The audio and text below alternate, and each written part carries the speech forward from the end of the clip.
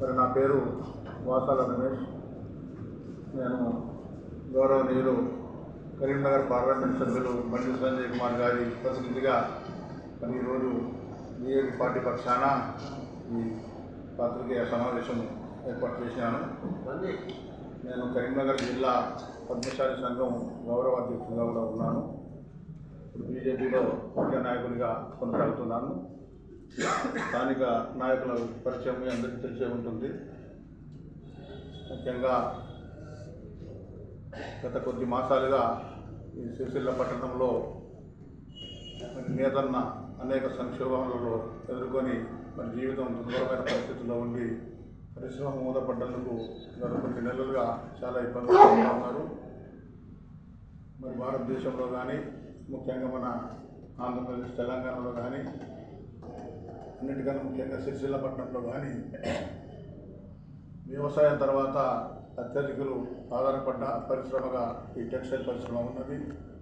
అలాంటి పరిశ్రమ ఈరోజు సంక్షోభంలో కొట్టుమిట్టాడుతుందనే సంకల్పంతో గౌరవనీయులు బండి సంజయ్ కుమార్ గారు మరి పార్లమెంట్ సభ్యులుగా ఉండి ఈ నేతన్నల యొక్క పరిస్థితులు ఏ రకంగా బాగు చేయాలి, గత ప్రభుత్వం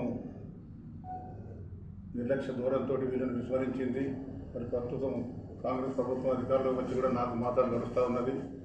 అయినప్పటికీ వీళ్ళ పైన దృష్టి సారించడం లేదు. వీళ్ళ సమస్యలు పరిష్కరించడంలో కూడా వీళ్ళు ఏమాత్రం శ్రద్ధ చూపడం లేదనే సంకల్పంతో మరి ఈరోజు ఒక ప్రత్యేకంగా దీక్ష వాళ్ళకి భరోసా ఇవ్వాలనే సంకల్పంతో వారి బాధలను ప్రభుత్వం వరకు తీసుకువెళ్లాలనే సంకల్పంతో ఈరోజు దీక్షా కార్యక్రమాన్ని కొనుక్కుంటే మరి ఆదరబాదరగా మరి గౌరవనీయులు రాష్ట్ర మంత్రివర్యులు మరి పొన్నం ప్రభాకర్ గారు ఈ ప్రాంతానికి చేసి మొన్నటి రోజున మరి నేతన్నలకు భరోసాగా మేము ఉన్నాము. ఎవరు రాజకీయ పార్టీలు దీక్షలు చేస్తాయని ముందరికి వస్తూ ఉన్నారు, కానీ అటువంటి అవసరం లేకుండా మేమే ముందరికి వచ్చి ఈ సమస్యలు పరిష్కరిస్తామని వారు ఇక్కడ పత్రికాముఖంగా సమావేశం ఏర్పాటు చేసి ఏదైతే గత ప్రభుత్వం ద్వారా నేసిన బతుకమ్మ చీరలకు రావాల్సిన బకాయిలు దాదాపు 272 కోట్ల రూపాయలు ఉంటే మరి వాటిని చెల్లించడం లోపల ఆ ప్రభుత్వం వైఫల్యం చెందింది. మరి 4 మాసాలు గడిచిన తర్వాత ఈ ప్రభుత్వం అన్న తెలుస్తుందని ఆశతో ఉంటే ఇప్పటి వరకు అటువంటి బకాయిలు చెల్లించడం లోపల ప్రభుత్వం అలసత్వం ప్రదర్శిస్తుంది అని చెప్పిన దానికి మరి చాలా ఇబ్బందికరమైన పరిస్థితులు వచ్చే ఉద్దేశంతో మరి బండి సంజయ్ గారు ఇక్కడ కనుక ఈ భరోసా యాత్ర పెట్టి గారికి నేతన్న పక్షాన దీక్ష పొందితే మాకు ఇబ్బంది జరుగుతున్న సంకల్పంతో మరి వారు స్పందించినారు. వెంటనే వచ్చి మేము తప్పకుండా ఇటువంటి బకాయిలను మేము వెంబడి చెల్లించడానికి ప్రయత్నం చేస్తాము. మరి మీరందరూ కూడా ఇంకా మీకు అనేక రకమైన బాధలు ఉండవచ్చు. వచ్చి మరి ఈరోజు వాళ్ళు హైదరాబాద్ కూడా వెళ్ళినారు. వాళ్ళని హైదరాబాద్ ఆహ్వానించి సమస్యలు తెలుసుకొని ఈ పరిష్కారం దిశగా మేము ప్రయత్నం చేస్తామని వారు చెప్పినందుకు మరి మేము కూడా పొన్నం ప్రభాకర్ గారి వారు చేసిన పనిని మేము స్వాగతిస్తూ ఉన్నాము, హర్షిస్తూ ఉన్నాము. మంచి పని చేశారు. ఎందుకంటే బాధలలో ఉన్న వ్యక్తులకు భరోసాగా ఉండడానికి బండి సంజయ్ గారు ప్రయత్నం చేసినప్పుడు మరి ప్రభుత్వం అలసత్వం ప్రదర్శించకుండా మేము ముందున్నాము, మేము తప్పకుండా ప్రతిపక్ష నాయకుడిగా మీరు సమస్యలు లేవనెత్తినప్పుడు మరి పాలకపక్షం మేము బాధ్యత తీసుకొని దాన్ని పరిష్కరించే దిశగా కృషి చేస్తామని వారు ఇక్కడికి వచ్చి పత్రికాముఖంగా మేము మీ బాధలు తీరుస్తామని చెప్పి మరి వారిని ఈరోజు హైదరాబాద్ కూడా అందరినీ పిలిపించడం తెలవడంతో మేము వారి యొక్క చర్యలను ప్రభుత్వ చర్యలను మేము మరి ఆహ్వానిస్తూ ఉన్నాము. చాలా సంతోషకరమైన పరిణామం.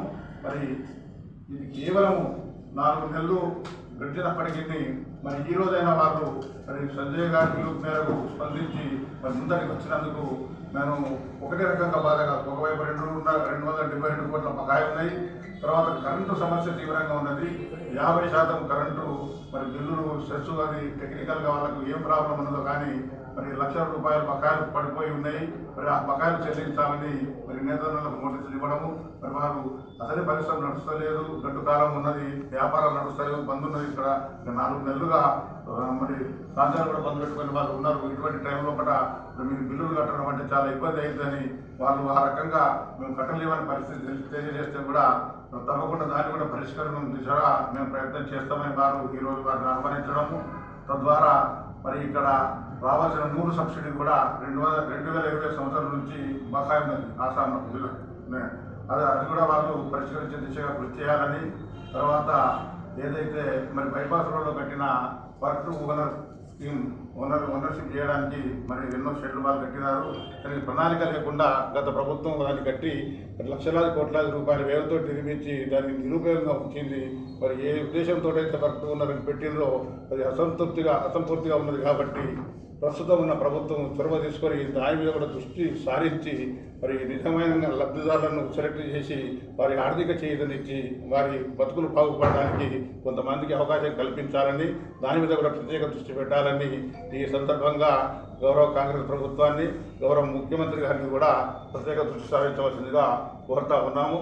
ముఖ్యంగా ఈ టెక్స్టైల్ డెవలప్మెంట్ కార్పొరేషన్ అనేది మరి సిరిసిల్ల పట్టణంలో ఉన్న గూడూరు ప్రవీణ్కు గత ప్రభుత్వము చైర్మన్గా టెక్స్టైల్ డెవలప్మెంట్ కార్పొరేషన్ వారు చైర్మన్గా వేసినారు. కానీ దానికి ఎలాంటి నిధులు మంజూరు చేయలేదు, ఎలాంటి బాధ్యతలు దానికి అప్పచెప్పలేదు. ఏమాత్రం అవకాశం లేకుండా కేవలం నామినేటెడ్లో ఒక చైర్మన్ పదవి ఇచ్చి మరి దాన్ని కూడా ఆ కనీసం ఆఫీస్ భవనం కూడా లేకుండా వాళ్ళు చేనేత టెస్కో దానిలో వాళ్ళ ఆఫీసు నిర్మాణం చేసి ఊరిక నామాత్రంగా ఒకటి ఎన్నికల హడావుడి కోసము ఎన్నికల్లో లబ్ధి పొందడానికి అప్పటికప్పుడు మరి చేసిన పనిగా ఉన్నది. కాబట్టి ఎట్లాగూ టెక్స్టైల్ డెవలప్మెంట్ కార్పొరేషన్ అనేది ఇక్కడ స్థాపించబడి ఉన్నది. కాబట్టి ప్రస్తుతం ఈ ప్రభుత్వానికి కూడా మేము కోరేది ఏంటంటే ఆ టెక్స్టైల్ డెవలప్మెంట్ కార్పొరేషన్కి కొత్త పాలక వర్గాన్ని వెంటనే ఏర్పాటు చేయాలి. ఈ ప్రభుత్వాన్ని మేము డిమాండ్ చేస్తూ ఉన్నాము. ఏర్పాటు చేయడమే కాదు, దానికి కనీసం ఒక 1000 కోట్ల మూల నిధి సమకూర్చాలి. దాని ద్వారా ఇప్పుడు ఏదైతే బతుకమ్మ చీరలు ఇక్కడ ఆగిపోయి ఉన్నాయో మరి బతుకమ్మ చీరలు కావచ్చు, స్కూల్ యూనిఫామ్లు కావచ్చు, ఇంకేదైనా ఏదైతే నేతలకు చేయుతారే దాని మీద ఒక థ్రిఫ్ట్ ఫండ్ ఉన్నది. అందులో థ్రిఫ్ట్ ఫండ్ ఏంటంటే పారిశ్రామికుడు తను చేసిన కూలీలో ఒక 8% కట్ చేస్తే జమ చేస్తే బ్యాంకులో దానికి చేనేతకైతే 8కి 16% జమ చేస్తూ ఉన్నారు. కానీ పవర్లూరుకి 8కి 8% మాత్రమే జమ చేస్తూ ఉన్నారు.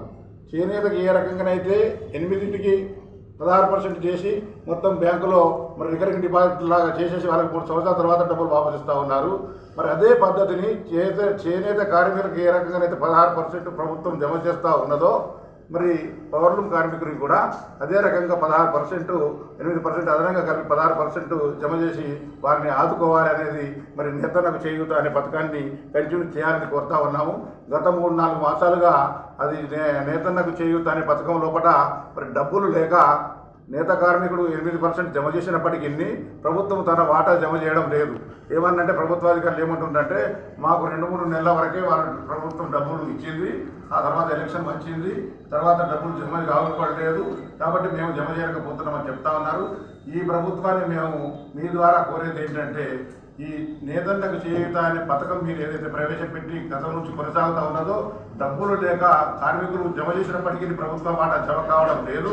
తప్పకుండా నేతన్నకు 16% ఇచ్చినట్టు మరి పవర్లూమ్ కార్మికులు కూడా 8కి 16% జమ చేసి వెంటనే దానికి నిధులు విడుదల చేయవలసిందిగా ఈ సందర్భంగా మాకు కోరుతా ఉన్నాము.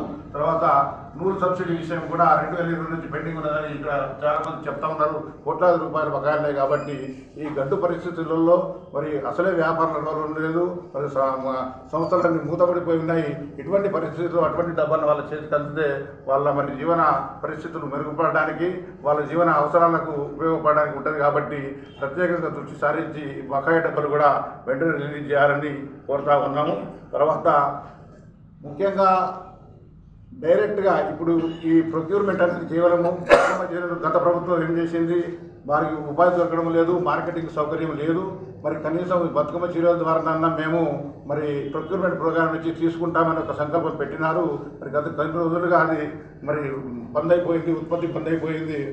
దానికి మేము ప్రత్యామ్నాయంగా ఏమంటున్నామంటే ఎవరైనా స్వతహాగా వచ్చి నేర్చుకుంటే వాళ్ళకి 100 డిపోల ద్వారా ప్రభుత్వము యార్డ్ డిపోస్ ఏర్పాటు చేసేసి సిరిసిల్ల లాంటి ప్రాంతం లోపల వాళ్ళకి కావాల్సిన యార్డ్ను మరి ఏదైతే గవర్నమెంటు ఈరోజు రంజాన్కి కానీ, తర్వాత బక్రీద్కి కానీ, తర్వాత క్రిస్మస్కి కానీ, తర్వాత దసరాకి కానీ ఇట్లా బట్టలు చీరలు వాళ్ళు సప్లై చేస్తూ ఉన్నారు. ప్రభుత్వ యూనిఫామ్లు కూడా ఉన్నాయి. ఇవన్నింటినీ కూడా ఒక కార్పొరేషన్ ద్వారా సేకరించి ఏ బట్టలైతే అవసరం పడతాయో దానికి ఒక ప్రణాళిక చేసుకొని మరి ఆ ప్రణాళిక ద్వారా ప్రొడక్షన్ ప్రోగ్రామ్ ఇచ్చేసి ఈ 100 డిపోలు ఏర్పాటు చేసి దానికి అవసరమైన ముడి నూలు ఆ డిపోల ద్వారా స్వతహాగా కూడా ఎవరైతే ఎస్ఎస్ఐ యూనిట్ చేసుకున్నా కూడా లేకపోతే సొంతంగా ఒక 2 మగ్గాలు ఉన్నా కూడా వాళ్ళు డైరెక్ట్గా సభ్యత్వం తీసుకొని అక్కడి నుంచి నూలు తీసుకొని ఫినిషింగ్ కూడా చేస్తే దానికి మినిమం వేజెస్ ప్రకారంగా ప్రభుత్వం నిర్ణయించిన కనీస వేతనాల ప్రకారంగా ఆ వేతనాలు నిర్ణయించి మరి వారు ఎక్కడ అమ్ముకోవాలో ఈరోజు ఈ పోటీ ప్రపంచంలో గ్లోబలైజ్డ్ మార్కెట్ ఉన్నది కాబట్టి అంత ఆన్లైన్ సిస్టంలో పడినే వస్తూ ఉన్నది.